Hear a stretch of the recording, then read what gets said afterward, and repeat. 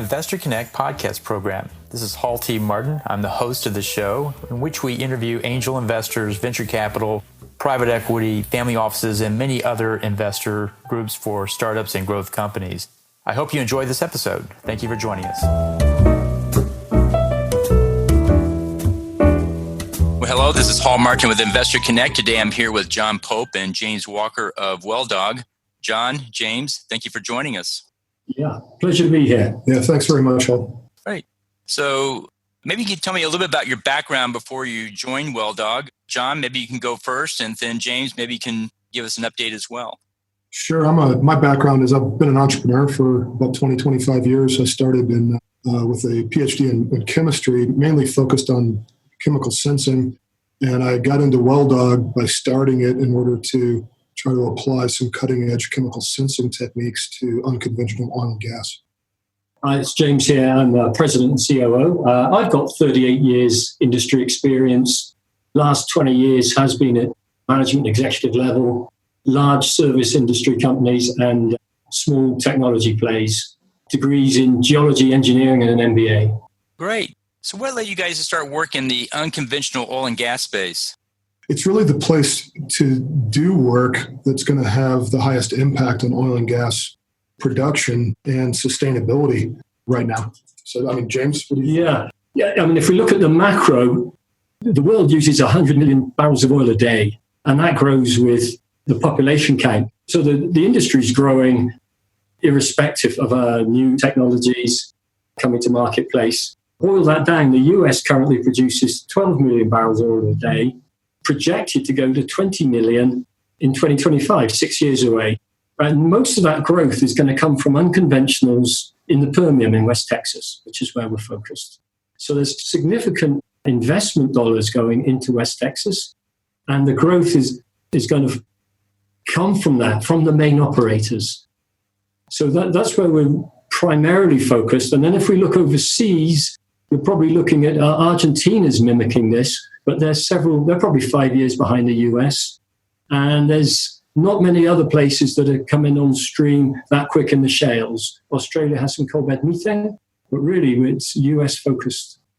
And this isn't because they don't want to come on as quickly. In fact, many countries around the world are looking at shale and even coal and tight gas as unconventional resources. It's just that because these resources are relatively new and they're only starting to be understood thoroughly, the efficiencies, the economic and environmental sustainabilities, they're just not established fully yet.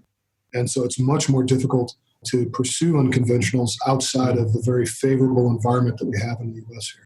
So what's the impact of the technology on the production output? It's significant. Currently, the industries are plateaued. They need breakthrough to use technology to improve the recovery, to make sure the well's in the right place, that they're fracking in the right place, the wells are spaced correctly. And our technologies all deliver on those values. Well, that's great. It sounds like it's a very valuable tool for this space and shows a lot of promise for companies using it. We think so too. And what kind of ROI or return on investment are these companies seeing by adopting these new technologies? What kind of return do you see them getting? It is coming out in the wash. They've invested heavily to gain the acreage. Particularly, I'm thinking of the Permian here, and now they're drilling and producing it. The price of oil has been elevated in the last year, so the returns are just past break even at the moment, and they need to take more costs out of what they're doing. Does that answer your question, Hal? So you think the technology is going to improve that for them at this point? It's a mix, actually, of two things for these customers. When prices of oil and natural gas were challenged a few years ago, the customers responded by focusing on adopting new technologies that could get them into a place where they were more efficient and sustainable in their production.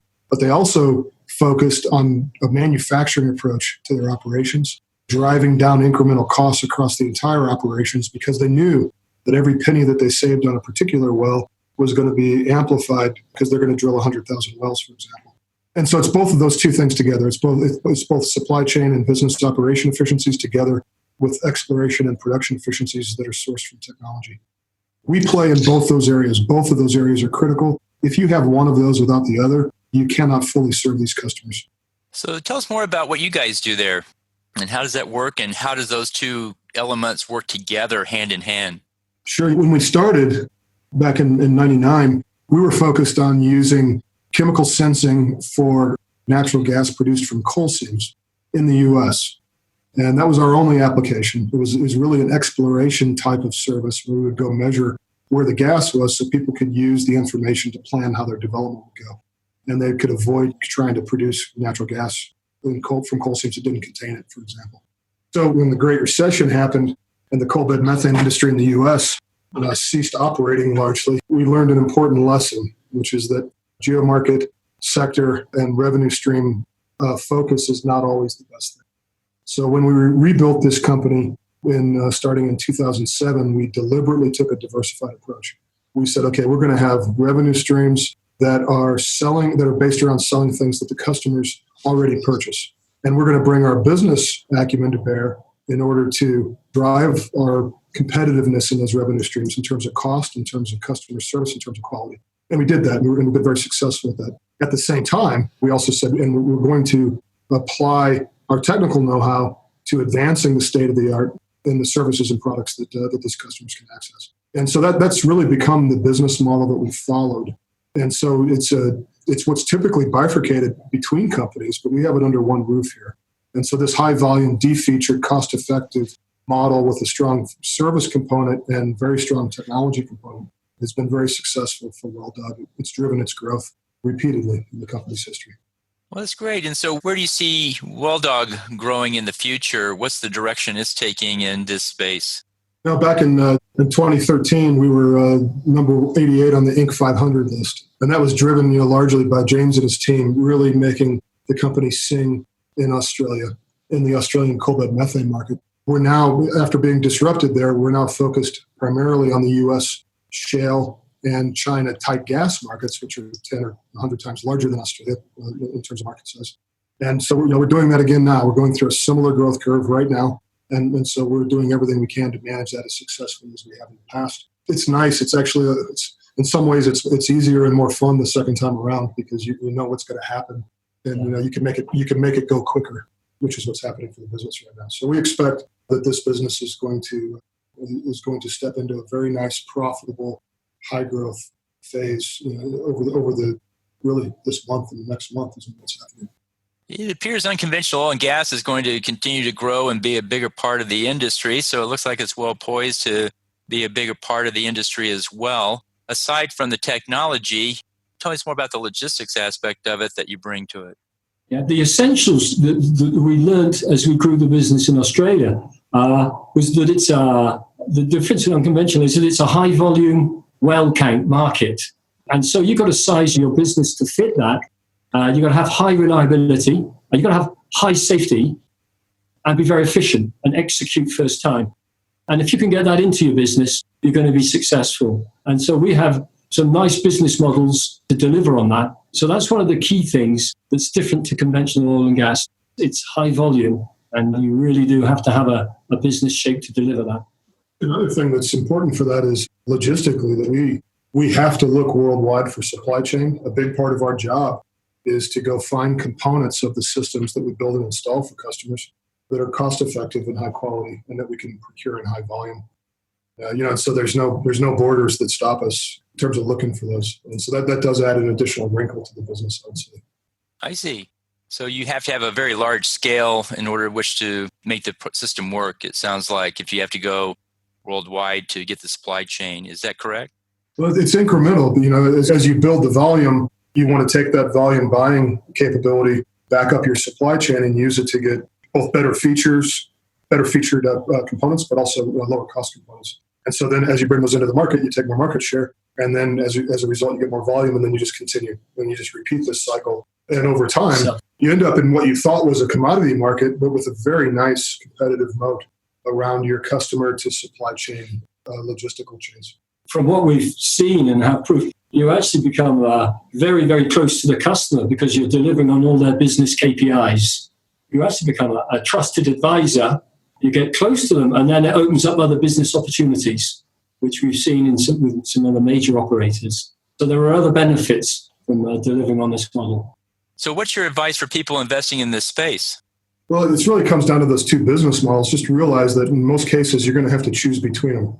And if you invest in a business model that is delivering something that the customers are already purchasing, you can avoid the market adoption issue, but your multiple on exit is going to be quite a bit lower. Multiples on exits of pure commodity service businesses in this space are probably 3 to 5 times earnings. Whereas if you invest in technology-driven businesses, get multiples on exit, if you get to exit, that could be extremely interesting. The problem is that the market adoption process in this industry is notorious for either never happening or taking decades. So those are the two things to be aware of when you look at the space, is that as an investor, is that you need to be aware of those risks for each different piece, each different path. It's probably not an intuitively obvious thing, but it sounds like it makes sense. So in the last few minutes that we have here, what else should we cover that we haven't? I think we've covered everything on my list. Hal, thanks for your time. James? Yeah, no, indeed. We've got to it. Thank you, Hal. So how best for listeners to get back in touch with you? They can email us at info@welldog.com. It's probably the easiest way to reach us. Great. We'll put that in the show notes and hope to have you back for an update as things progress, and appreciate your taking time to talk today. Okay. Thank you, Hal. Thank you for the time. Investor Connect helps investors interested in startup funding. In this podcast series, experienced investors share their experience and advice. You can learn more at investorconnect.org.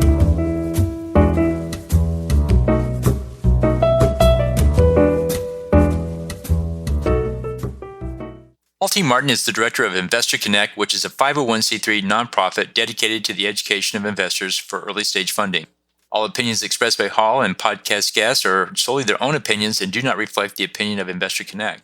This podcast is for informational purposes only and should not be relied upon as a basis for investment decisions.